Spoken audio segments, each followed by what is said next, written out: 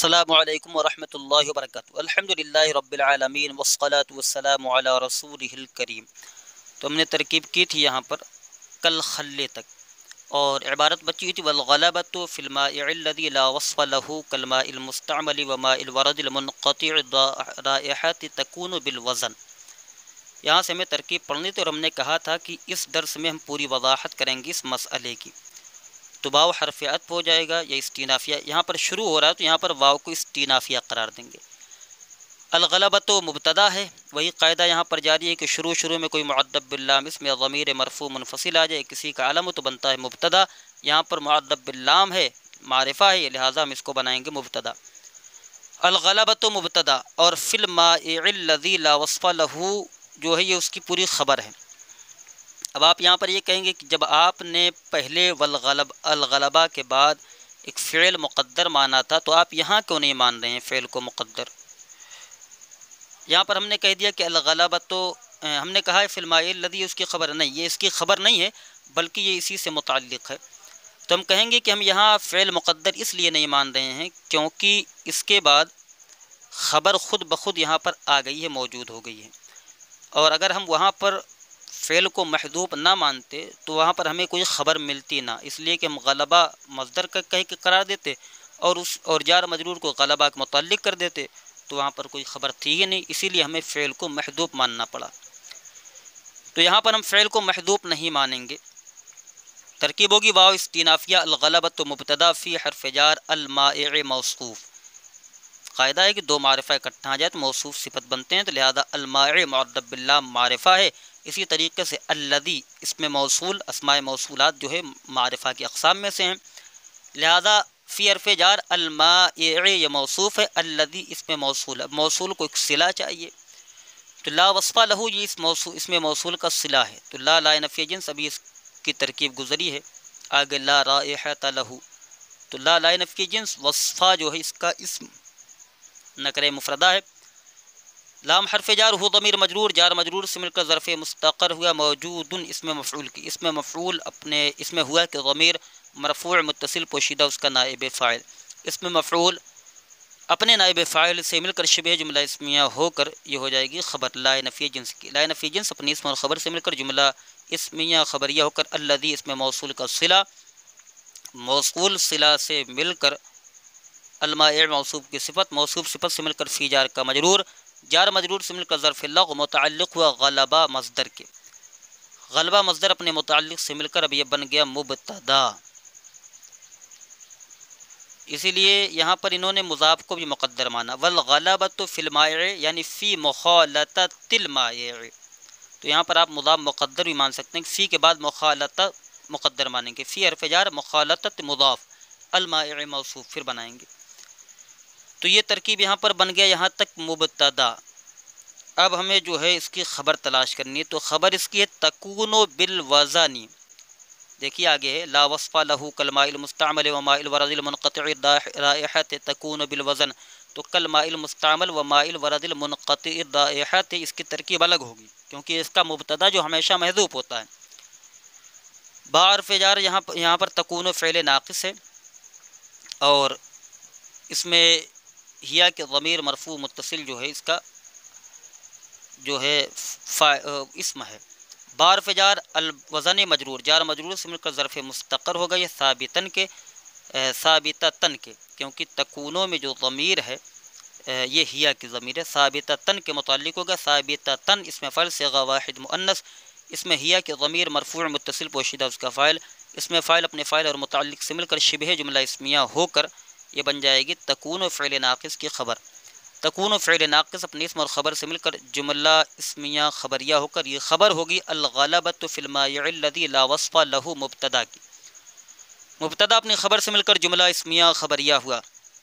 اس کے بعد ہے کالماء المستعمل، کاف حرف جار الماء موصوف، دو معرفہ اکٹھا جائیں موصوف صفت بنتے ہیں، کاف حرف جار الماء موصوف، المستعمل صفت، موصوف صفت سے مل کر معطوف علیہ کیونکہ ماء الورد المنقطع الرائحۃ کا عطف ماء مستعمل پر ہے، واو حرفیت ماء مضاف، الورد موصوف، المنقطع مضاف، الرائحۃ مضاف الیہ، آپ کہیں گے کہ المنقطع پر الف لام داخل ہے اور مضاف پر الف لام داخل نہیں ہوتا ہے، پھر آپ نے المنقطع کو مضاف کیوں بنایا؟ حالانکہ نہ مضاف پر الف لام داخل ہوتا نہ ہی تنوین آتی ہے، تو ہم کہیں گے کہ مضاف پر الف لام داخل ہوتا ہے لیکن وہ اضافت لفظیہ ہو، وہ اضافت لفظیہ ہو، اضافت معنویہ نہ ہو۔ اضافت لفظیہ میں مضاف پر الف لام داخل ہو جاتا ہے، اور اس کی کئی صورتیں ہیں جن کو ہم انشاءاللہ آگے درس میں بیان فرما دیں گے۔ تو یہاں پر المنقطع مضاف، الرائحۃ مضاف الیہ، اور اضافت لفظیہ جو ہے اضافت کے باوجود بھی معرفہ نہیں بنتی، اسی وجہ سے اس پر الف لام داخل کیا گیا ہے تاکہ اس کا الورد موصوف کی صفت بننا درست ہو جائے۔ لہذا المنقطع جو ہے یہ مضاف ہے اضافت لفظیہ کے طور پر، رائحۃ مضاف الیہ، مضاف الیہ سے مل کر ورد موصوف کی صفت، موصوف صفت سے مل کر مائع کا مضاف الیہ، مضاف الیہ سے مل کر معطوف علیہ اپنے معطوف سے مل کر کاف جار کا مجرور،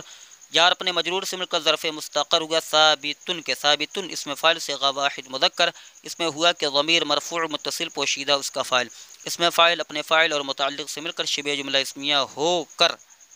یہ ہو جائے گی خبر مبتدا محذوف مثالہ کی، مثال و مضاف و ضمیر مضاف الیہ، مضاف الیہ سے مل کر مبتدا اپنی خبر سے مل کر جملہ اسمیہ خبریہ ہوا۔ اس کے بعد عبارت ہے فَإِنِ اخْتَلَطَ رِطْلَانٍ مِّنَ الْمَاءِ الْمُسْتَعْمَلِ بِرِطْلٍ مِّنَ الْمُطْلَقِ لَا يَجُوزُ بِهِ الْوُضُوءُ، پس اگر مائع مستعمل کا دو رطل مائع مطلق کے ایک رطل میں جو ہے مل جائے تو اس سے وضو جائز نہیں ہے۔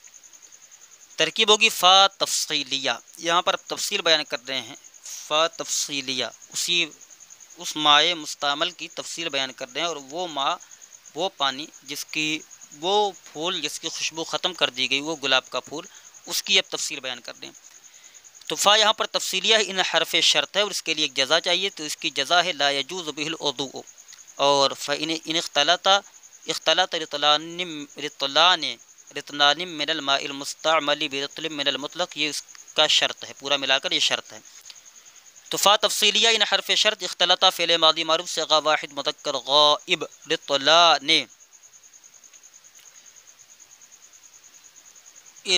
یہ جو ہے تفسیر ہے الغلبۃ بالوزن، یعنی وزن کے ذریعے غلبہ حاصل ہوگا کیسے، تو یہ تفسیر اسی کی کر رہے ہیں کہ وزن کے ذریعے کیسے غلبہ حاصل ہوگا، تو وہی بتا رہے ہیں۔ تو فا تفصیلیہ ان حرف شرط، اختلط فعل ماضی معروف صیغہ واحد مذکر غائب، رطلان موصوف، ہم نے قاعدہ بتایا تھا نکرہ کے بعد جار مجرور آ جائے تو نکرہ کو موصوف جار مجرور کو صفت بناتے ہیں، لہذا رطلان یہ تثنیہ کا صیغہ ہے، یہ موصوف ہے، اور من حرف جار الماء موصوف المستعمل صفت، دو معرفہ اکٹھے ہو جائیں موصوف صفت بنتے ہیں۔ من حرف جار الماء موصوف المستعمل صفت، موصوف صفت سے مل کر من جار کا مجرور، جار مجرور سے مل کر ظرف مستقر ہوا ثابتتان کے، کیونکہ رطلان یہ تثنیہ ہے تو صفت جو ہوگی وہ بھی تثنیہ ہوگی، ثابتانے کے، ثابتتان نہیں ثابتان اس میں فاعل صیغہ واحد صیغہ تثنیہ مذکر، اس میں ہما کے ضمیر مرفوع متصل پوشیدہ اس کا فاعل، اس میں فاعل اپنے فاعل اور متعلق سے مل کر شبہ جملہ اسمیہ ہو کر، رطلان موصوف کی صفت، موصوف اپنی صفت سے مل کر اختلاطہ کا فاعل، با حرف جار رطلن موصوف، یہاں پر بھی قاعدہ کہ نکرہ کے بعد جار مجرور آ گیا، لہذا نکرہ کو موصوف جار مجرور کو صفت، با حرف جار رطلن موصوف من حرف جار المطلق مجرور، جار مجرور سے مل کر ظرف مستقر ہوا ثابتن کے، کیونکہ یہاں پر رطلن یہ مجرور ہے، اسی وجہ سے اس کی صفت بھی مجرور نکالی جائے گی، تو من حرف جار المطلق مجرور، جار مجرور سے مل کر ظرف مستقر ہوا ثابتن کے، ثابتن اس میں فاعل صیغہ واحد مذکر، اس میں ہوا کہ ضمیر مرفوع متصل پوشیدہ اس کا فاعل، اس میں فاعل اپنے فاعل اور متعلق سے مل کر شبہ جملہ اسمیہ ہو کر یہ بن جائے گی صفت رطلن موصوف کے، موصوف اپنی صفت سے مل کر با جار کا مجرور، جار مجرور سے مل کر ظرف لغو متعلق و اختلاط فعل کے۔ اب اختلاط فعل اپنے فاعل اور ظرف لغو سے مل کر جملہ فعلیہ ہو کر یہ ہو جائے گا شرط، لا یجوز بہ الوضوء، لا یجوز فعل مضارع معروف صیغہ واحد مذکر با حرف جار ہی ضمیر مجرور، جار مجرور سے مل کر ظرف لغو متعلق ہوا یجوز فعل کے، الوضوء لا یجوزو کا فاعل، لا یجوز فعل اپنے فاعل اور ظرف لغو سے مل کر جملہ فعلیہ خبریہ ہو کر جزا، شرط اپنی جزا سے مل کر جملہ شرطیہ ہوگا۔ اس کے بعد وہ بعکس ہی جازا، واو حرفیت با حرف جار عکس مضاف یہ ضمیر مضاف الیہ، قاعدہ وہی ہے کہ اسم کے ساتھ جو ضمیر آتی مجرور متصل کہلاتی ہے، اسم لہذا مضاف اور ضمیر مضاف الیہ، با حرف جار عکس مضاف ضمیر مضاف الیہ، مضاف الیہ سے مل کر با جار کا مجرور، جار اپنے مجرور سے مل کر ظرف لغو مقدم ہوا جازا فعل کے، جازا فعل ماضی معروف صیغہ واحد مذکر غائب، اس میں ہوا کہ ضمیر مرفوع متصل پوشیدہ اس کا فاعل، اس میں فاعل اپنے فاعل اور متعلق سے مل کر جملہ فعلیہ، فعل اپنے فاعل سے مل کر جملہ فعلیہ، فعل اپنے فاعل اور ظرف لغو مقدم سے مل کر جملہ فعلیہ خبریہ ہوا۔ تو یہاں تک ہم نے ترکیب پڑھی۔ اب دوبارہ ہم یہاں ترجمہ اور کی طرف چلتے ہیں، تشریح کریں گے اس کی۔ مسئلہ تو غلبۃ الماء، تو یہاں پر حاضی مقدر ہوگا، یہ پانی کے غلبے کا مسئلہ ہے۔ والغلبۃ فی مخالطۃ الجامدات باخراج الماء عن دقته وسیلانه، اور غلبہ جامد چیز کے مل جانے میں، اور غلبہ جامد کے مل جانے میں حاصل ہوتا ہے، یہاں ترجمہ کریں، اور غلبہ حاصل ہوتا ہے جامد کے مل جانے میں پانی کو اس کی رقت اور سیلان سے نکالنے کے ساتھ، یعنی غلبہ تب حاصل ہوگا جب کہ جامد چیز پانی میں مل جائے اور وہ پانی کی رقت اور سیلان کو نکال دے، اور پانی کی رقت یہ سیلان یہ پانی کی طبیعت ہے۔ ولا يضر تغیر اوصافه كلها بجامد، اور ضرر نہیں پہنچاتا ہے پانی کے تمام اوصاف کا بدل جانا، ضرر نہیں پہنچاتا ہے پانی کے تمام اوصاف کا تغیر ہو جانا، بدل جانا جامد کی وجہ سے، جسے زعفران۔ مطلب یہ ہے کہ پانی کے اندر دو چیزیں پائی جاتی ہیں، ایک چیز تو ہے پانی کی طبیعت، دوسری چیز ہے پانی کے اوصاف، یعنی پانی کی ایک طبیعت ہے اور دوسرا وصف ہے۔ تو اگر پانی جامد چیز کے مل جانے کی وجہ سے پانی کا وصف، پانی کی طبیعت جو ہے، یہ پانی کی جو طبیعت ہے وہ بدل جاتی ہے، یعنی پانی کی طبیعت ہے رقت اور سیلان، تو اگر جامد چیز ملی اور پانی کی رقت اور سیلان کو بدل دیا، ختم کر دیا، تو ایسی صورت میں اس پانی سے وضو کرنا جائز نہیں، تو یہ اس جامد چیز کا غلبہ مانا جائے گا۔ اور اگر یہی جامد چیز پانی کی رقت اور سیلان کو نہ بدلے بلکہ صرف اس کے اوصاف کو بدل دے، یعنی رنگ، بو، مزہ، یہ تین وصف کہلاتے ہیں پانی کے، اگر ان تینوں چیزوں میں سے میں سے کسی ایک کو یا سب کو بدل دے تو ایسی صورت میں کوئی نقصان نہیں ہوگا بلکہ اس سے وضو کرنا جائز ہے۔ مثال کے طور پر پانی میں زعفران ہے، تو زعفران مل گیا ہے، تو زعفران ملنے کی وجہ سے پانی کی رقت اور سیلان نہیں گئی ہے بلکہ اس کا جو وصف ہے، یعنی پانی کی خوشبو، اسی طریقے سے پانی کا رنگ، اسی طریقے سے جو ہے پانی کا رنگ ہے اور اس کی بو، اس کا مزہ، یہ تینوں بدل گیا ہو پھر بھی ہم اس سے وضو کر سکتے ہیں۔ اسی طریقے سے میوہ ہے، میوہ پانی کے اندر چلا جائے اور وہ پانی کی رقت اور سیلان کو نہ ختم کرے بلکہ اس کے اوصاف کو، رنگ، بو، مزہ، یہ تینوں ان کو تبدیل کر دے تو پھر بھی وضو جائز ہے۔ اسی طریقے سے درخت کا پتا ہے، وہ پانی کے اندر گر جائے اور وہ پانی کے اوصاف کو، جو تینوں وصف ہیں، رنگ، بو، مزہ، ان تمام کو تبدیل کر دے پھر بھی اس سے وضو کرنا جائز ہے۔ ہاں، لیکن اگر یہ چیزیں اس کی رقت اور سیلان کو نکال دیتی ہیں پانی کے، تو ایسی صورت میں وضو کرنا جائز نہیں۔ یہ سمجھے کہ جامد دو طریقے پر ہیں۔ جامد چیز یا تو پانی میں ملے گی تو پانی کی رقت اور سیلان کو نکال دے گی، یعنی پانی کی طبیعت کو ختم کر دے گی، اور پانی کی طبیعت ہے رقت اور سیلان، پس اگر رقت اور سیلان یہ ختم کر دیے جائیں تو ایسی صورت میں وضو کرنا جائز نہیں ہے۔ اور اگر رقت اور سیلان باقی ہے اور پانی کے اوصاف بدل گئے ہیں، ٹھیک ہے، تو ایسی صورت میں اس سے وضو کرنا جائز، یعنی جامد دو طریقے پر ہے، ایک وہ جو پانی کی طبیعت یعنی رقت اور سیلان کو ختم کر دے تو اس سے وضو بنانا جائز نہیں ہے، اور دوسرا وہ ہے وہ جامد ہے جو پانی کے اوصاف کو بدل دے، اس کی طبیعت یعنی رقت سیلان باقی ہو اور اس کی طبیعت یعنی رنگ اور اس کے اوصاف یعنی رنگ، بو اور مزہ کو بدل دے تو ایسی صورت میں وضو کرنا جائز ہے۔ اس کے بعد کہنے والغلبۃ فی المائعات بظہور وصف واحد من مائع له وصفان، اور غلبہ حاصل ہوتا ہے بہنے والی چیز میں ایک وصف کے ظاہر ہونے سے من مائع، اس بہنے والی چیز سے جس کے دو وصف ہوں۔ مطلب یہ ہے کہ کوئی بہنے والی چیز ہے، مائعات میں اس کا شمار ہے، بہنے والی چیز ہے اور وہ پانی میں مل گئی، تو تب تک جو ہے اس سے وضو بنانا جائز ہوگا جب تک کہ اس کا کوئی وصف اس پانی کے اندر ظاہر نہیں ہوگا۔ یعنی اس کے دو وصف ہوں، جیسے دودھ مان لیجیے، یہاں پر مثال دیا انہوں نے دودھ، ٹھیک ہے، کل لبن دودھ، تو دودھ کے اندر دو وصف پائے جاتے ہیں، لہو اللون والطعم، اس کے اندر رنگ ہے اور مزہ ہے، لیکن اس کے اندر خوشبو نہیں پائی جاتی ہے، تو جب اس کے اندر جب خوشبو نہیں پائی جاتی تو دو ہی وصف بنے، ایک تو رنگ ہے، دوسرا مزہ ہے، ولا رائحۃ لہ، اور اس کے اندر خوشبو نہیں ہے، اس کے اندر کوئی بو نہیں ہے، بو سے مراد بدبو ہو چاہے خوشبو ہو، کوئی چیز نہیں پائی جاتی ہے،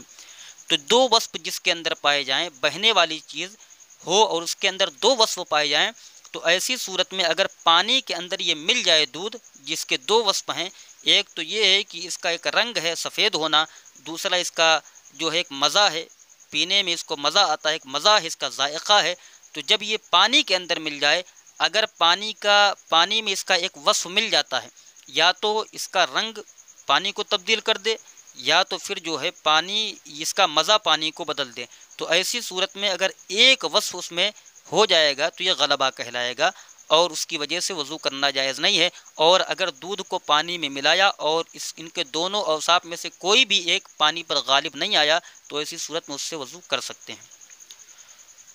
وہی کہہ رہے ہیں۔ اس کے بعد وَبِظُهُورِ وَصْفَيْنِ مِمَّا يَعِنْ لَهُ ثَلَاثَةٌ، اور دو وصف کے ظاہر ہونے سے اس بہنے والی چیز سے جس کے تین وصف ہوں، کل خل جیسے سرکہ، تو آپ دیکھ لیں کہ سرکہ جو ہے اس میں تین وصف پائے جاتے ہیں، ایک تو یہ ہے کہ اس کے اندر بو ہے نا، دوسرا جو ہے مزہ ہے، تیسری چیز اس کا ایک رنگ ہے، تو تینوں چیزیں اس میں پائی جاتی ہیں، تو اگر اس کو پانی میں ڈالا جائے اور پانی کے اندر یہ پڑ جائے تو ایسی صورت میں اگر اس سرکے کا دو وصف اس پانی کے اندر ظاہر ہو جاتا ہے تو اس سے وضو کرنا جائز نہیں۔ مثال کے طور پر سرکے کو پانی میں ڈالا اور اس کے اندر اس کا مزہ اور اس کا جو مزہ ہے اور اس کی جو بو ہے، یہ دونوں چیزیں اس میں غالب آ گئیں تو ایسی صورت میں وضو جائز نہیں، لیکن اگر ایک چیز غالب آئی، اس کا مزہ صرف اور بو جو ہے اس کی بو،